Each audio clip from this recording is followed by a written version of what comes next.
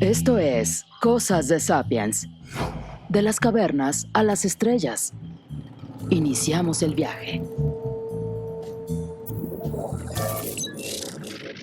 Hola, ¿qué tal? Y bienvenidos a Cosas de Sapiens. Yo soy Víctor González y me acompaña Maritza Gómez. Hola, ¿qué tal todos? Y Sergio Velasco. Hola, ¿qué tal, Maritza? Hola, Víctor. Hola, amigos de Cosas de Sapiens. Bienvenidos. Y más adelante nos va a acompañar un amigo, uno de nuestros amigos, los Sapiens, pero es que vamos platicando, para empezar, de una noticia que sucedió esta semana y que nos interesa mucho a nosotros, los Sapiens, porque tiene que ver con nuestro planeta y cómo estamos impactando el planeta.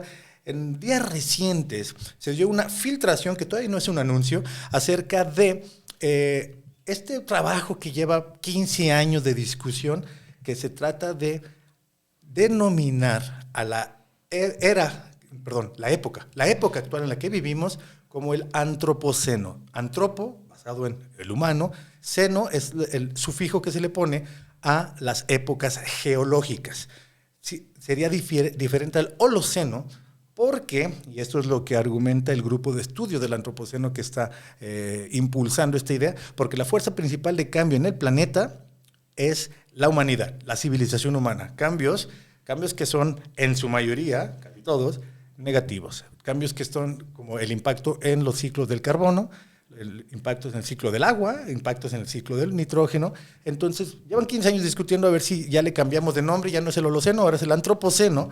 Y en estos días hubo una filtración que dicen que al parecer no se pusieron de acuerdo el equipo de especialistas, subespecialistas, y que no le llamarían Antropoceno. ¿Sí lo escuchaste, Maritza? Sí, aunque así como que eso nos remite al trabajo de geólogos y de estratigrafía y todos los métodos de la geología, ¿no? Pero al menos entre los científicos sociales como que no estamos tan preocupados porque ya nos quedamos con el término. Y otros, o sea, ya no solo nos inventamos antropoceno, sino capitaloceno, plantacionoceno, piroceno, así que no nos tienen muy preocupados.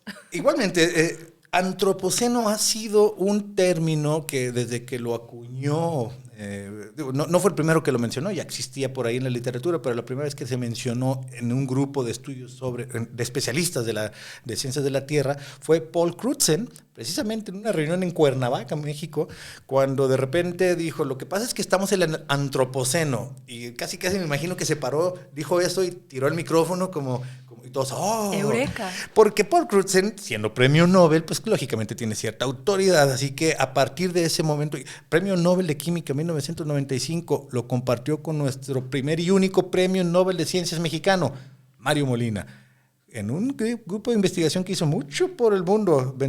Gracias a eso, los Sapiens de la Tierra vencimos otro reto planetario que hubo. 80, la gran preocupación no era el calentamiento global, era la capa de ozono. Había un agujero en la capa de ozono, encontraron por qué, propusieron qué se podía hacer al respecto, se hicieron políticas públicas y reparamos el problema. Hoy el agujero en la capa de ozono prácticamente es imperceptible. Pero hay 1000 problemas más. Hay muchos problemas nuevos, muchos problemas más, y uno de esos problemas precisamente de lo que queremos hablar hoy, porque hablando de impactos mundiales de los sapiens en la Tierra, hoy es 22 de marzo, grabamos los viernes, hoy es viernes 22 de marzo y es el Día Mundial del Agua. El agua es uno de los grandes problemas que tenemos en la Tierra. Estamos en este momento aquí en la región en la que nosotros estamos, en Jalisco, México, occidente de México. Tenemos, lo informaba ayer la Universidad de Guadalajara precisamente, tiene un laboratorio de estudios sobre el agua. Estaba hablando que 81% del territorio nacional en México sufre algún tipo de sequía. De hecho, son datos de la CONAGUA, la Comisión Nacional del Agua. 58% del territorio tiene algún tipo de sequía, pero lo grave es la afectación, es que en los grados más intensos de sequía. Pero porque vamos a preguntarle a alguien que sepa, porque esto es un tema muy importante, mundial, y hay que tratar, a mí se me hace difícil entender cómo. Yo veo una foto de la Tierra y está cubierta de agua, ¿por qué? Es un gran problema. Vamos a invitar a Arturo Gleason, el ingeniero Arturo Gleason, un amigo y experto en los temas del agua, que nos acompaña. Estimado Arturo, muchas gracias por acompañarnos. Estás en Berlín, ¿verdad? Platícanos tantito qué andas haciendo por allá y ayúdanos a entender el gran problema del agua. Para empezar, Bienvenido a Cosas No, de pues Sapiens. muchas gracias por la invitación a tu programa, al equipo que te acompaña. Un saludo cordial a cada uno de ustedes. Pues sí, estoy Bienvenido. haciendo una estancia de investigación. Acá un año estaremos lo que resta del 24 trabajando aquí en la Universidad Tecnológica de Berlín sobre pues, las diversas técnicas de aprovechamiento, reutilización de agua fundamentalmente desde la perspectiva técnica, también desde la perspectiva de la gestión estaremos trabajando, no solo en Berlín, sino en varias partes de Alemania, reconociendo algunos proyectos y participando en algunos proyectos que nos invitó el doctor Marco Schmidt, aquí investigador de la tecnología de Berlín. Entonces, pues es un año de aprendizaje, un año de práctica y que pues estoy muy contento de estar por estas tierras, con un frío y con lluvia, pero a todo dar. Arturo es profesor investigador de la Universidad de Guadalajara y pues bueno, un experto en temas del agua. Si están de acuerdo, compañeros, Arturo, vamos a platicarlo de lo general a lo particular.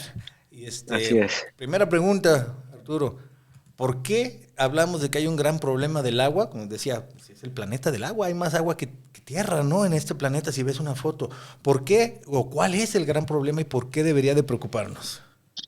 Sí, bueno, efectivamente, el planeta Tierra son tres cuartas partes de agua, solo que del total de toda esta agua en el planeta, el 3% es agua dulce. O sea, si lo queremos entender un poquito más, es como si tuviéramos una cubeta de agua y una cucharada de sopa fuera el agua dulce. Entonces, imagínate la proporción de agua dulce, salada que hay y la de agua dulce es mucho menor y la cantidad de esa agua dulce, un cuarto de esa cuchara, está disponible para los seres humanos y lamentablemente lo que hacemos con esa poquita agua dulce que tenemos, la ensuciamos y la tiramos a los cuerpos de agua como ríos y mares y lagos, ¿no? Entonces, pocas palabras, hay poquitísima agua para muchísimas personas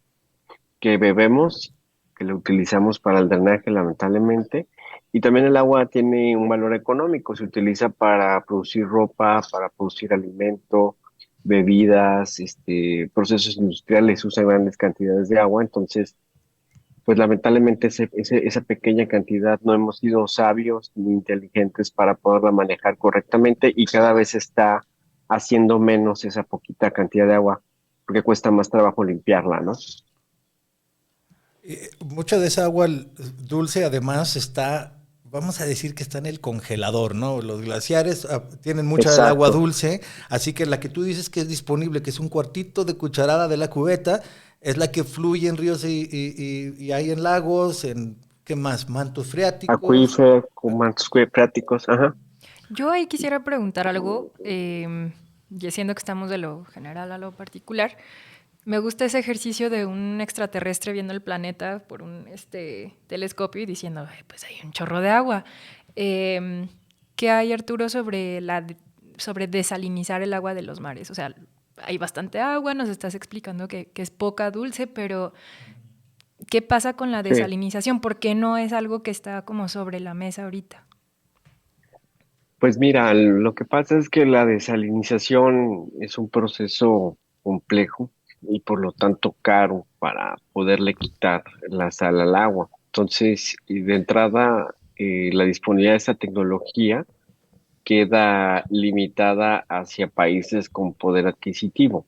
Ahora, no solamente es el tema de quitarle la sal, sino trasladarla a las ciudades que están en las partes altas, ¿no? Por ejemplo, el caso de Guadalajara, estamos hablando de 1530, 1550 metros sobre el nivel del mar, México más de 2000. Entonces, lo que representaría no solo quitarle la sal, sino llevarlo a ciudades altas, es un costo enorme que, pues, lamentablemente nuestras finanzas públicas no pudieran absorber, ¿no? Ni pagar. Entiendo. Sí, por ejemplo, pues si en Dubái la desalinizan, ¿por qué aquí no? Pues claro, Dubái está a nivel del mar y tienen carros de oro, o sea, lo que les sobran, lo que les sobra son Sí, recursos y lo que les falta es agua, entonces en ese caso pues cambian petróleo por agua y todo.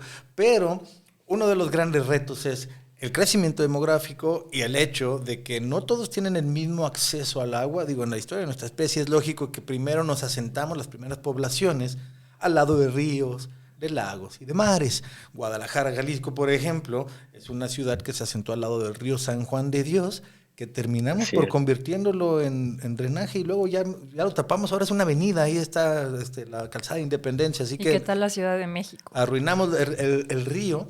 La Ciudad de México estaba en un Literal. lago, ya no está, la Ciudad de México se hizo sobre un lago, ya no existe ese lago. Y bueno, la tendencia es ir ensuciando y agotando los cuerpos de agua Así sobre es. los que nos instalamos, ¿no? ¿Cuál sería la mejor manera de administrar? Digo, porque agua cae del cielo, que no debería también de ser suficiente con la lluvia como para proveernos de agua durante el año. Ya lo había platicado yo con Arturo en el caso específico de Sí. la Guadalajara. Cae mucha agua en poco tiempo y entonces no tenemos manera de juntarlo, ¿es así?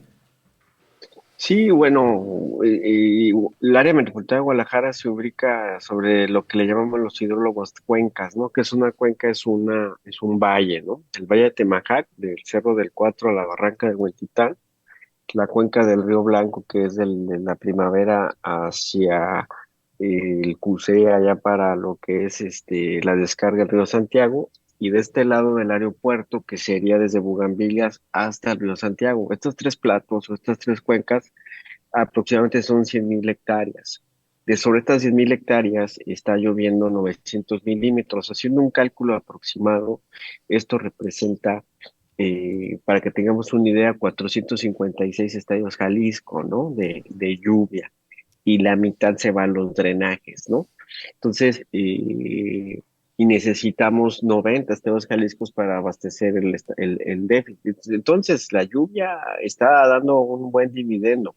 Lo que pasa es que somos muy insensibles, somos desperdiciados, entonces la mitad de los que nos cae, 250 estados Jalisco, pues los mandamos directo al drenaje, y por otro lado, pues estamos demandando 90, 100 estados Jalisco, pues no tiene lógica.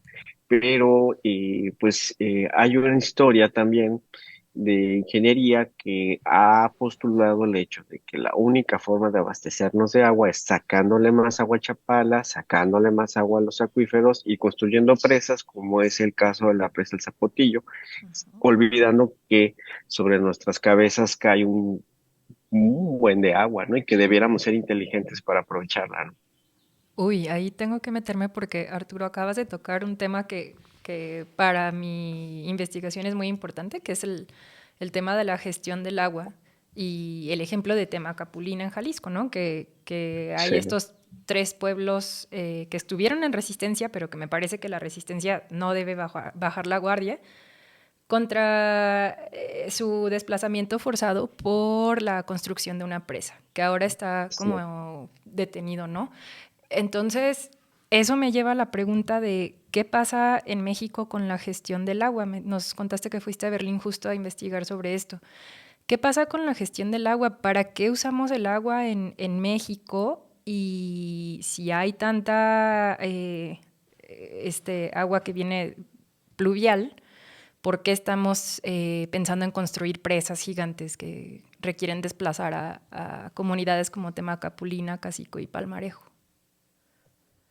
Bueno, ha sido todo un proceso histórico, ¿no? El país, en su desarrollo, pudiéramos mencionarlo a partir de la Revolución Mexicana. Hay un libro muy bueno de la doctora Judy Domínguez del Colegio de México que nos explica un poco este proceso del manejo del agua después de la Revolución Mexicana, que nos dice que cuando México asume como tal su identidad a partir de la revolución y empieza a hacer presas, pero para abastecimiento de riego, ¿no? Es en los 50 cuando se empieza a pensar ya en abastecer Ciudad de México a través de grandes infraestructuras. Entonces, desde el 1917 hasta los 70, 80, la enseñanza de la ingeniería se basaba en que la única fuente de abastecimiento de agua era hacer grandes presas, grandes bombeos, grandes tuberías.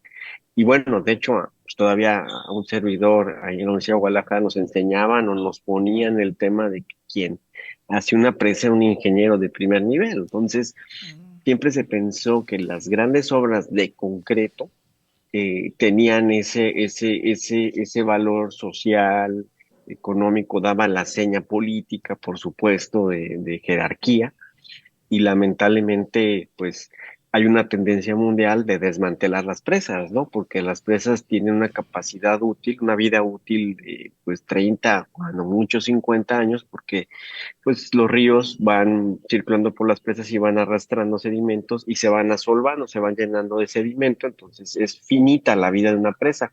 Y estamos en una transición de esta visión de sacar agua de donde sea, como sea, hacia una buena administración, que es lo que nosotros como académicos ya tenemos años proponiendo, ¿no? Es decir, o sea, no se trata de ir a donde sea, como sea, a sacar el agua, sino la que te cae del cielo, aprovéchala, utilízala, infíltrala, vuélvela a incorporar al ciclo del agua, a los ríos, de manera limpia, ¿no?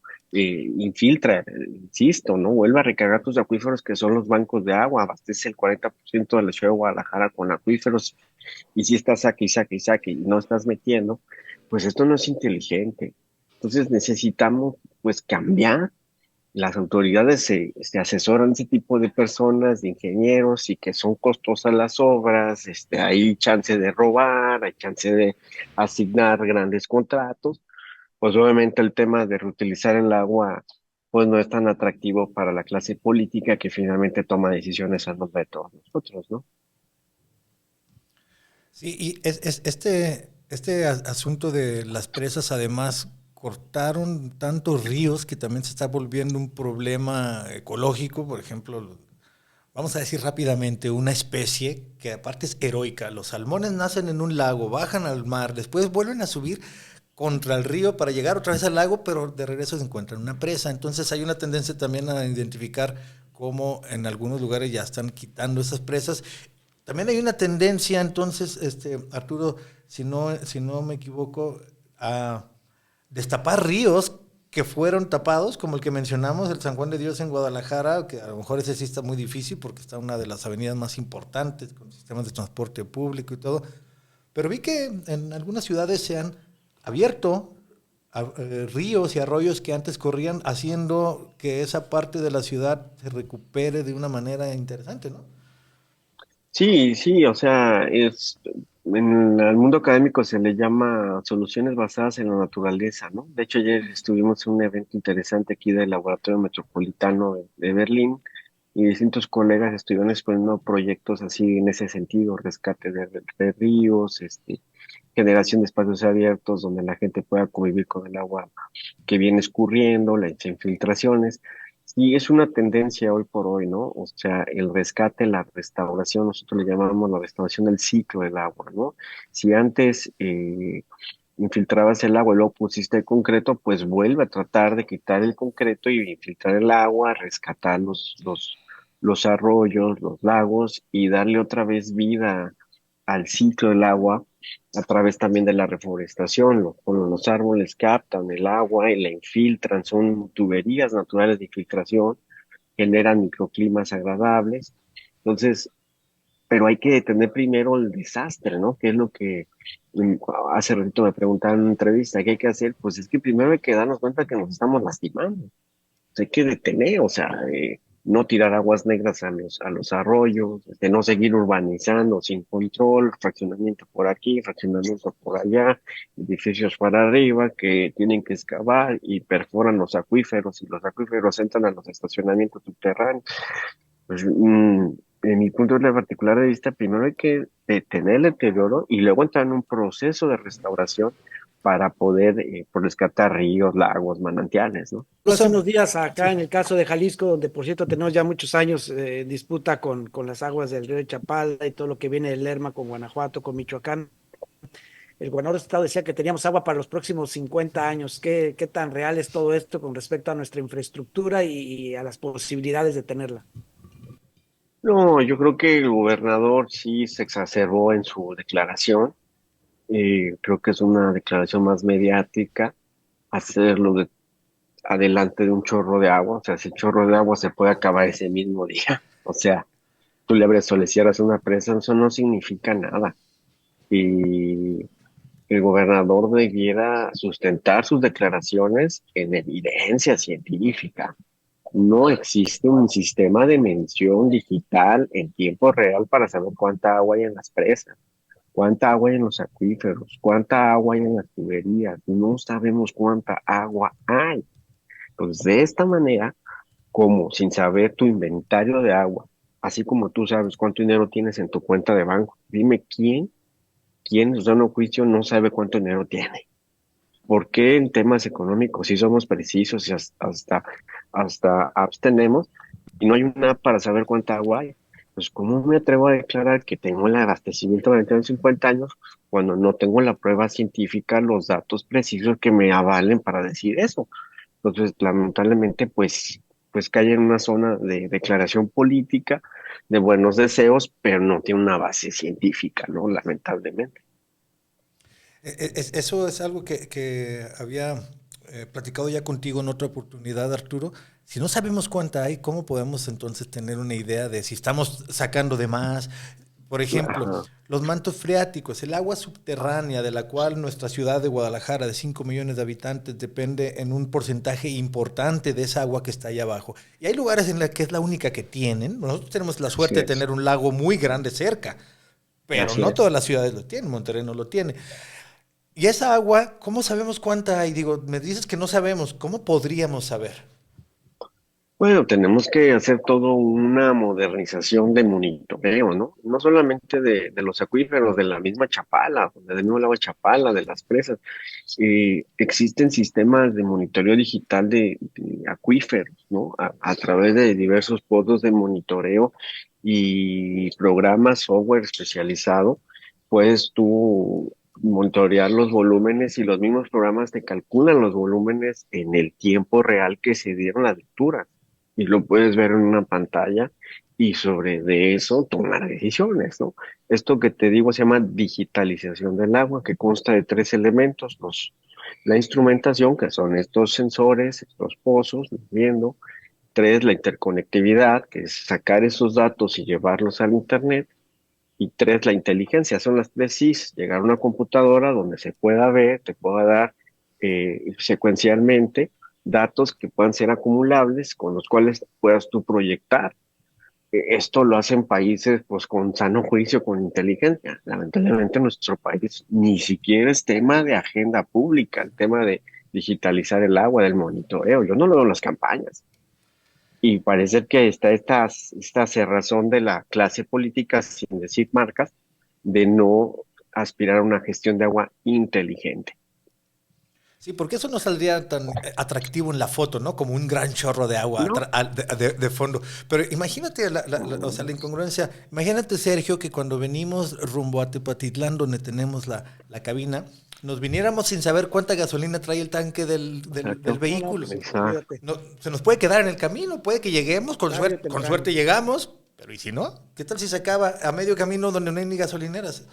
Pero yo creo que Oye, el agua debe ser, es uno de esos problemas como la tecnología satelital, ¿no? Que digo, a mí que me interesa la tecnología satelital, que nada más te das cuenta de que no está funcionando cuando Cuando no hay. ya no está, ¿sí? Entonces, creo que ese es uno de los problemas del agua, ¿no? Que todavía estamos hable y hable del día cero, que se acerca el día cero, lo he venido escuchando por años ya, pero no estamos ahí todavía. Y entonces va a ser demasiado tarde cuando decidamos hablar de ello el día que ya no haya agua, ¿no?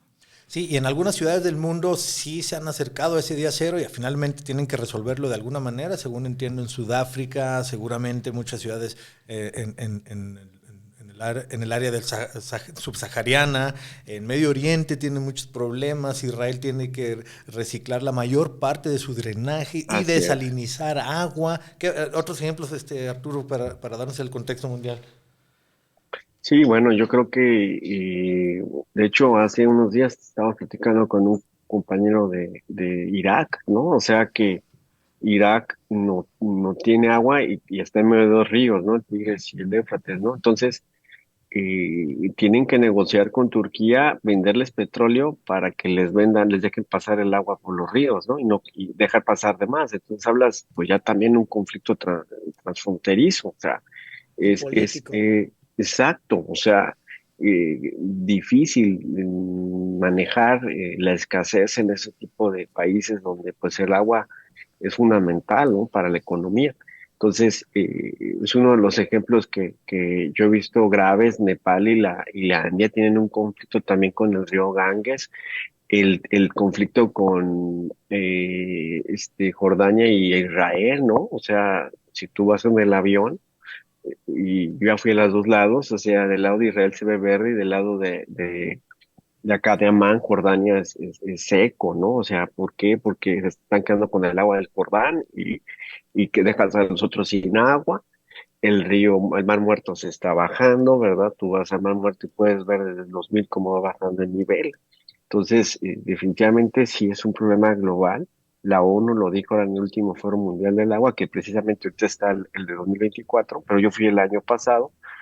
Tenemos que cuatriplicar los esfuerzos para poder alcanzar las metas o los objetivos de desarrollo sostenible, ¿no? Que es bajar a la mitad del agua a las personas que no tienen agua, número de personas que tienen agua, y la mitad de los que no tienen drenaje. Y si ya no lo alcanzamos, o sea, de aquí al 2030, ¿verdad? Y es necesario cuatriplicar los esfuerzos en presupuesto, en tecnología, en ciencia, y yo lamentablemente sigo a nuestro país muy adormilado en esos temas, ¿no? Hablabas hace rato de un asunto muy importante que es la agenda. ¿Qué podemos hacer los de a pie, los seres mortales?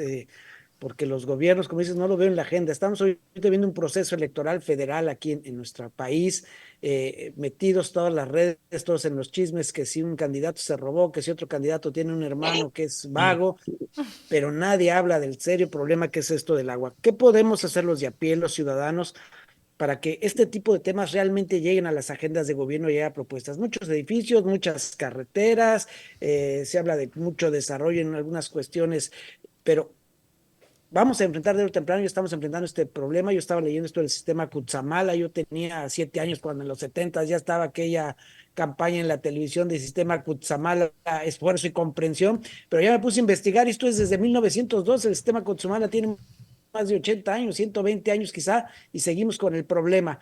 ¿Cómo podemos instalar esto en la agenda de gobierno para que realmente se empiecen a tomar decisiones de fondo a futuro, con prospectiva? Pues mira, definitivamente la sociedad debe informarse. Yo creo que aquí está para mí los principales retos, porque las clases políticas, ya claro, independientemente de la marca que esté en el poder ahorita o esté en el próximo sexenio, trienio, eh, eh, se amparan en la ignorancia de las personas y la poca participación, ¿no? O sea, ninguna administración federal ha podido llevar a digitalizar todo el sistema de aguas de nuestro país. O sea, ¿cuánta agua en los acuíferos de todo el país? No es. Tú te metes en el Sistema de Información Nacional de Agua y hay un dato, pero desde 2015. Oye, Uf. pues no, o sea, como desde 2015. Oye, déjame ver cuánto dinero tienes en tu cuenta. El dato es de hace 8 años. ¿Quién va a estar conforme con eso? El estado de cuenta de Entonces, hace años. sí, ¿no? Entonces, ninguna marca política ha podido, por ejemplo, eso, contar cuánta agua hay.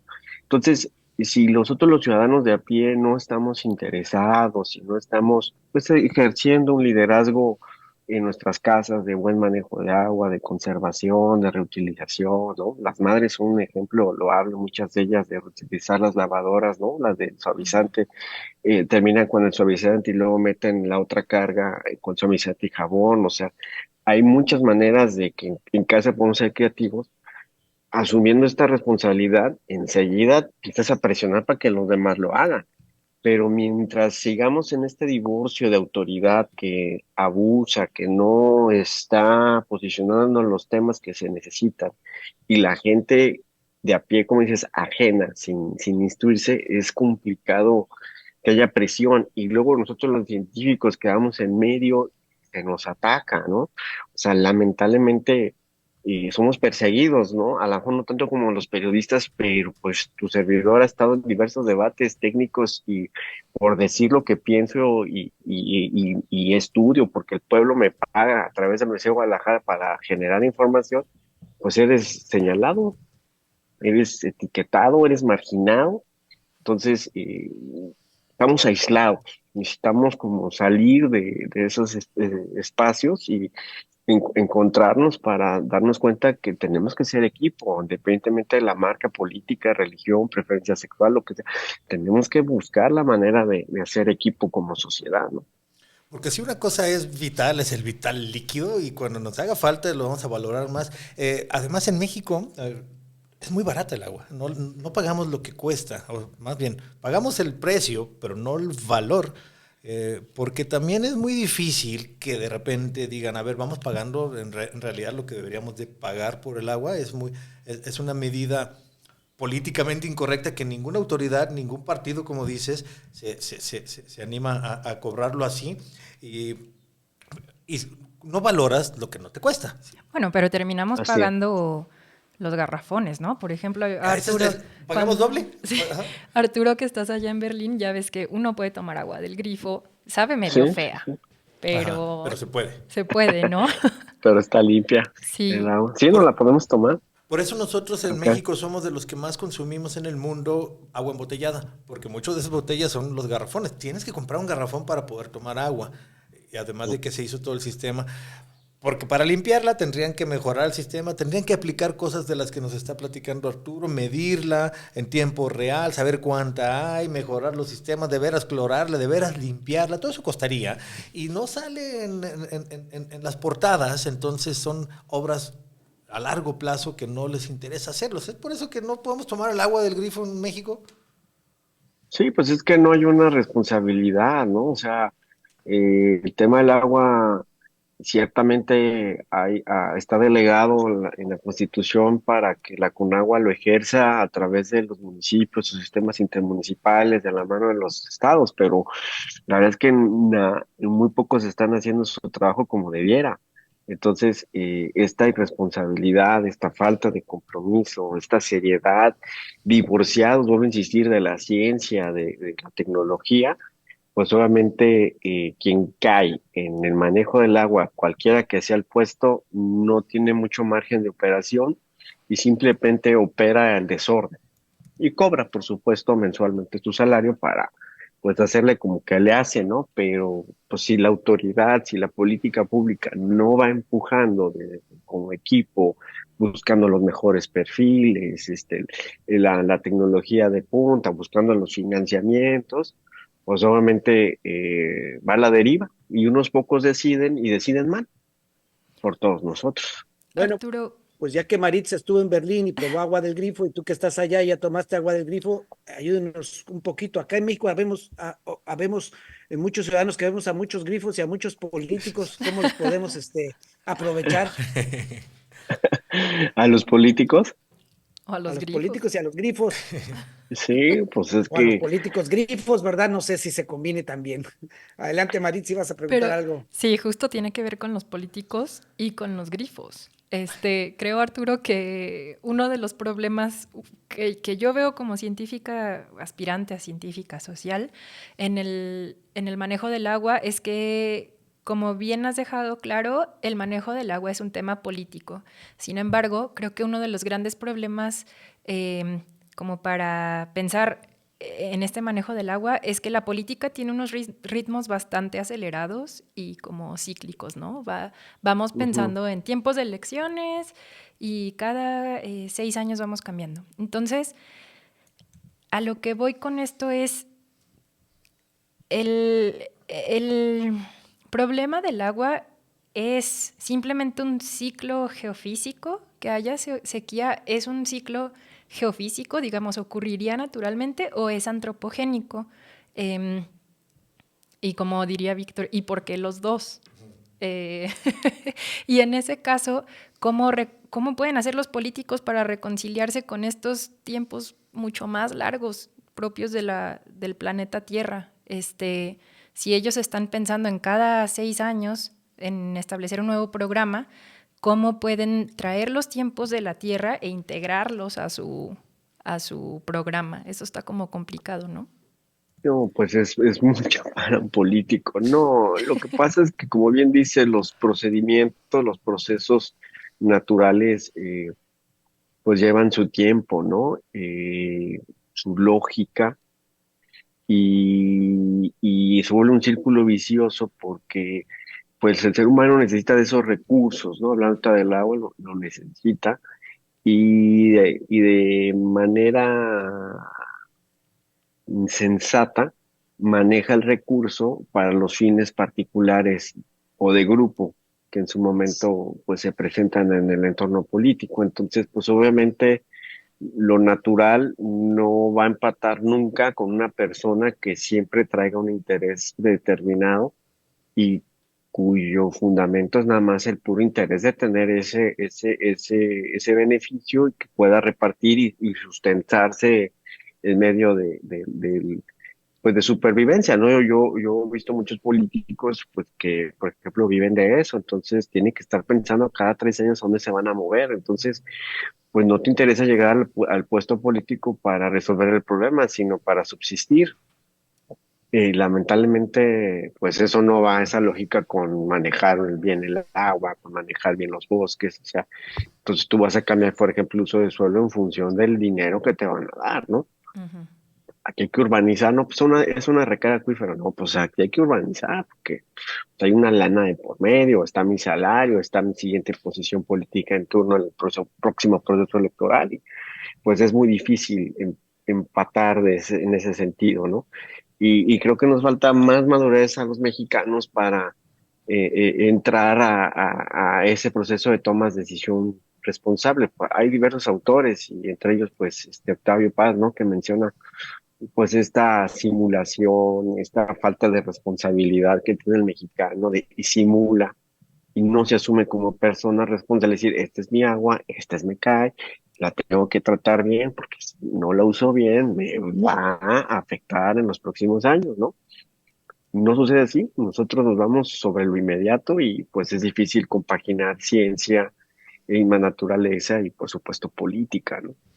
Sí, y empezamos hablando del término antropoceno, que el grupo de estudios del antropoceno parece ser que no lo va a llamar, no le va a llamar a la nueva época, no va a llamar antropoceno a la nueva época porque no cumplió las características específicas, pero eso no significa que no haya un impacto importante. Y pues bueno, creo que con eso podemos cerrar de que hay que ver los ciclos grandes. En este podcast nos gusta ver toda la historia de nuestra especie, pero ver cuáles son las particularidades, cuáles son los retos y qué podemos hacer al respecto. Creo que una de las cosas importantes es estudiar, pensar, planear y actuar, estudiar y formar nuevas generaciones, formar nuevos recursos humanos, especializarse, porque somos los que nos interesa, los que vamos a proponer.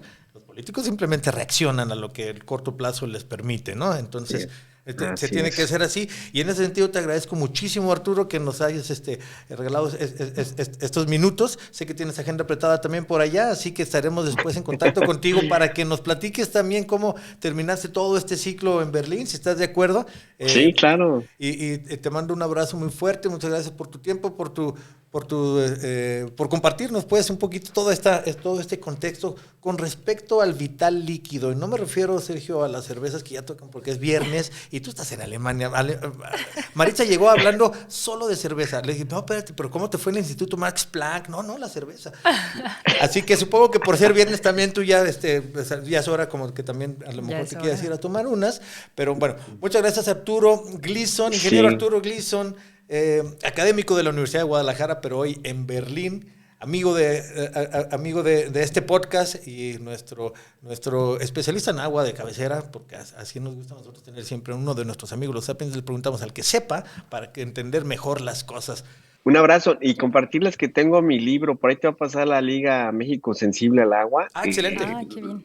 Ahí es electrónico, está en el repositorio de CUAD, el Ah, Centro Ministerio de Arte que te diseño. Ahorita te lo paso por WhatsApp para, pues me van a promoverlo y precisamente hablo sobre una propuesta de convertir a México en un país más sensible al agua, ¿no? Ahí está interesante. Todo que ver con esto. Ahí. Entonces, como siempre, los que nos escuchan ya saben que todo lo que mencionemos, los 2 libros que mencionó Arturo Gleason, que son el libro de Arturo Gleason, México sensible al agua, y uno de Judith Domingo del Colegio de México que mencionó durante el episodio, los pondremos en la descripción del capítulo y pondremos la liga directa también al libro electrónico de Arturo Gleason por si tú quieres que nos acompañes a seguir un poquito más el tema. Totalmente gratuito. Sí. Excelente. Okay. Ahí lo pondremos y lo compartiremos a partir de que publicamos este episodio. Muchas gracias, Arturo. Un abrazo. Gracias. Un abrazo gracias. hasta Un Berlín. saludo hasta México. Muchas gracias Maritza, muchas gracias Sergio, muchas gracias sobre todo a ti que nos escuchas, que nos ves, que nos sigues a través de las redes sociales de Cosas de Sapiens, que nos sigues en YouTube o en alguna de las muchas plataformas de podcast. Si te gusta lo que hacemos, suscríbete y compárteselo a alguien, y si no, bienvenido al debate. Terminamos. Te esperamos en el próximo viaje. Cosas de Sapiens es producido por el Centro Universitario de los Altos de la Universidad de Guadalajara.